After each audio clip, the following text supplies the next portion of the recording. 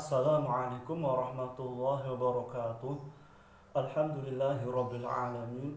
Wassalatu wassalamu ala asyrafil anbiya wal mursalin sayyidina wa maulana Muhammad wa ala alihi wa sahbihi ajma'in. Wa ba'du. Al-Fatihah. A'udzu billahi minasyaitonir rajim. Bismillahirrahmanirrahim. Alhamdulillahi rabbil alamin. Ar-Rahmanir Rahim. Maliki yaumiddin. Iyyaka na'budu wa iyyaka nasta'in. Ihdinas shiratal mustaqim. Shiratal ladzina an'amta 'alaihim ghairil maghdubi 'alaihim waladdallin. Amin. Terima kasih atas segala perhatian dan konsentrasinya. Kita akan melanjutkan kajian tafsir Rawa'iul Bayan. Kalau kemarin para ulama memiliki dalil yang kuat mengenai nasakh Al-Quran dengan hadis. Jadi menurut jumhurul ulama,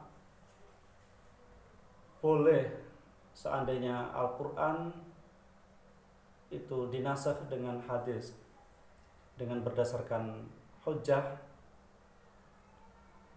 yakni seperti ayat wasiat yang dinasakh dengan hadis. Firman Allah, in taraka khairanil wasiyatu lil walidaini wal aqrabin. Jadi ada wasiat bagi kedua orang tua dan kerabat. Kemudian dinasakh dengan hadis, ala wasiyata liwaris. Jadi tidak ada wasiat untuk ahli waris, karena ahli waris ini nanti ikutnya adalah mendapatkan warisan. Berarti wasiat ini untuk selain ahli waris. Kemudian hujjah lagi, nasakh untuk cambuk bagi janda yang berzina muhsan. Jadi ayat az-zaniyatu waz-zani fajlidu kulla wahidin minhuma mi'ata jaldah ini dinasakh dengan hadis, yakni perbuatan Nabi sendiri mengenai perintah agar janda muhsan tersebut dirajam. Jadi tidak ada ayat yang menasakh melainkan dari hadis. Kemudian para ulama mengatakan bahwa sesuatu yang dari Al-Quran maupun hadis itu semuanya adalah hukum yang bersumber dari Allah Ta'ala, meskipun namanya berbeda namun tetap sama, karena ucapan Nabi itu juga merupakan wahyu sebagaimana Al-Quran. Wa ma yantiqu 'anil hawa in huwa illa wahyu yuha. Kemudian para ulama ini menjawab perbedaan pendapat yang dikemukakan Imam Syafi'i. Imam Syafi'i mengatakan bahwa kalau Quran tidak mungkin dinasakh dengan hadis, namun karena kebaikan adalah dari segi hukum, dan hukum yang menasakh tentunya lebih baik daripada hukum yang dimansukh, dan ini adalah mempertimbangkan bahwa semua adalah diketahui oleh Allah demi kemaslahatan hamba-hambanya, yakni disesuaikan dengan waktunya. Jadi berarti semuanya merupakan pensyariatan hukum dari Allah Subhanahu wa taala. Adapun tarjihnya antara pendapat yang memperbolehkan dan tidak memperbolehkan Al-Quran dinasakh, maka pendapat jumhur ulama adalah lebih kuat, karena kebaikan dan keutamaan itu adalah berdasarkan perbedaan hukum berat maupun ringan, dan ini dibahas secara gamblang dan luas dalam ilmu usul fikih. Al-hukmur rabi', hukum yang keempat, apakah boleh nasakh itu menjadikan sesuatu lebih berat? Maka Imam Al-Fakhr Razi mengatakan bahwa ada kaum yang tidak memperbolehkan nasakh menjadi lebih berat.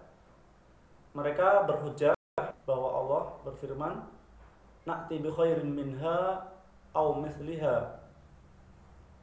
Jadi ayat ini menafikan atau meniadakan bahwa nasakh itu memperberat, karena sesuatu yang memperberat atau lebih berat berarti tidak lebih baik dari sebelumnya atau bahkan semisalnya.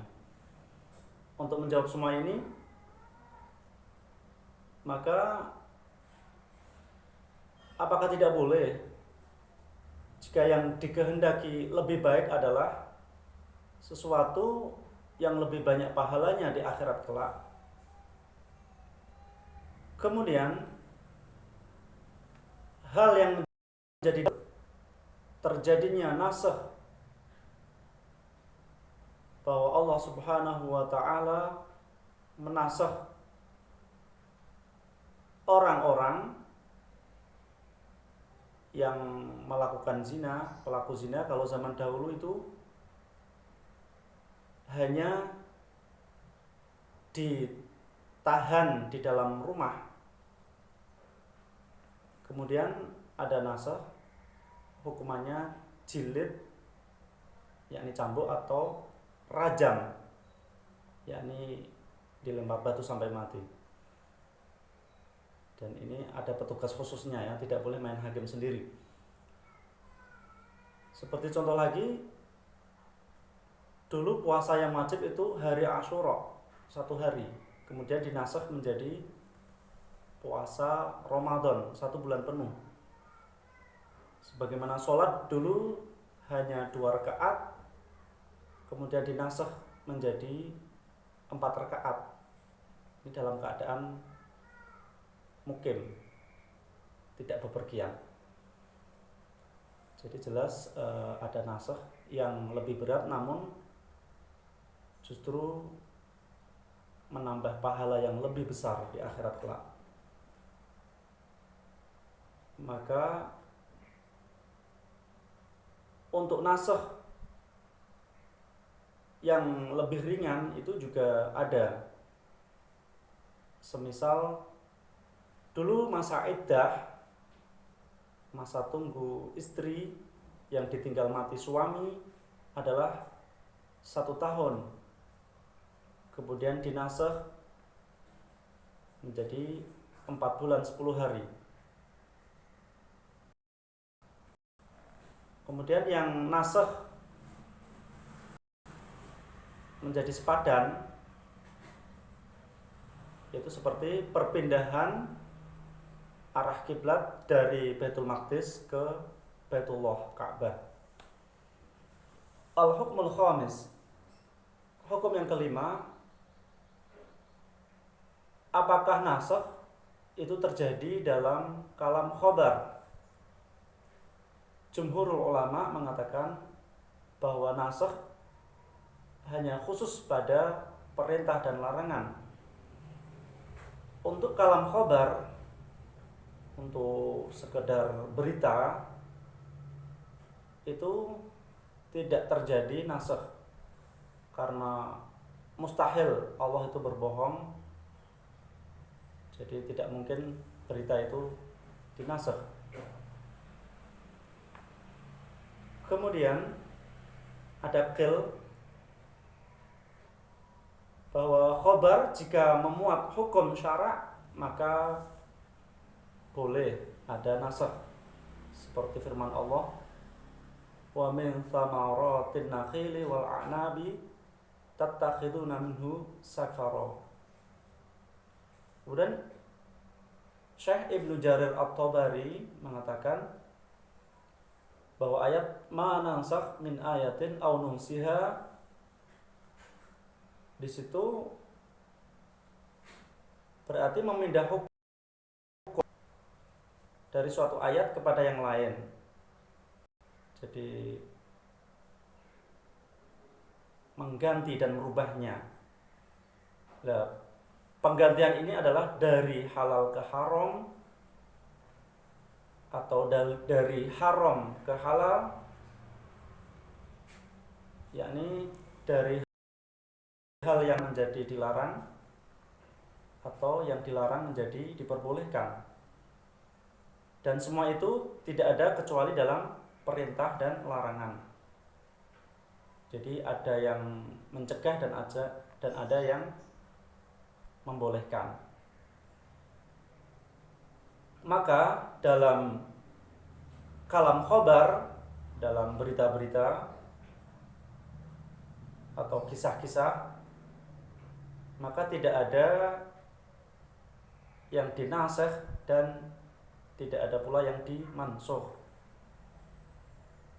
Imam Qurtubi mengatakan nasikh itu semuanya terjadi pada masa hidup Rasulullah SAW. Adapun setelah beliau, maka penetapan syariat adalah kesepakatan para ulama, yakni ijma' ulama yang tidak ada nasikh di dalamnya.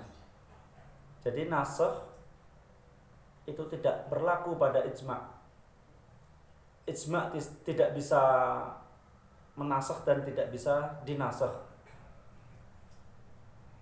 karena wahyu sudah terputus. Dan yang terakhir pembahasan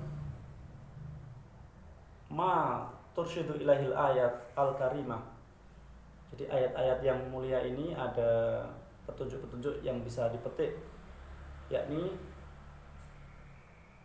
nasikh hukum, amandemen hukum adalah boleh secara ijma', sebagaimana telah disebutkan Al-Quran dan hadis.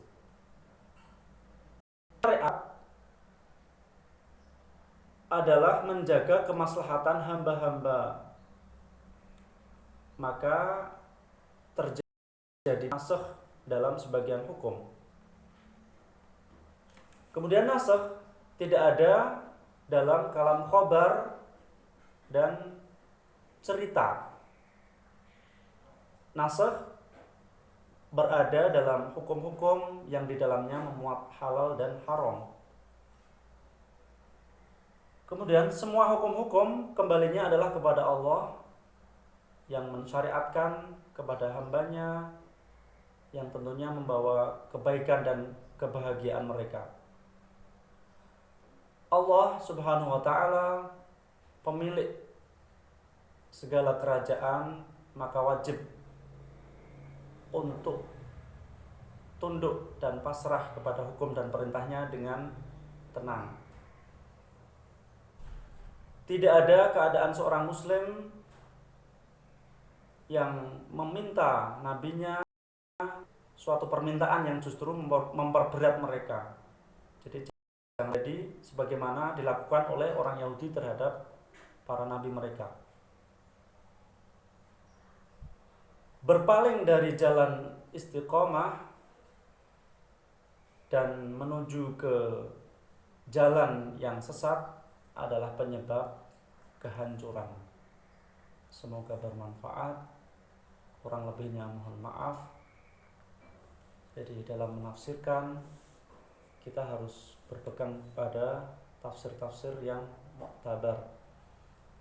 Jadi menafsirkan itu berarti seperti menjelaskan apa yang dimaksud, yang dikehendaki oleh Allah Subhanahu wa ta'ala. Makanya tidak boleh mengikuti hawa nafsu atau otak-atik pikiran sendiri. Assalamualaikum warahmatullahi wabarakatuh.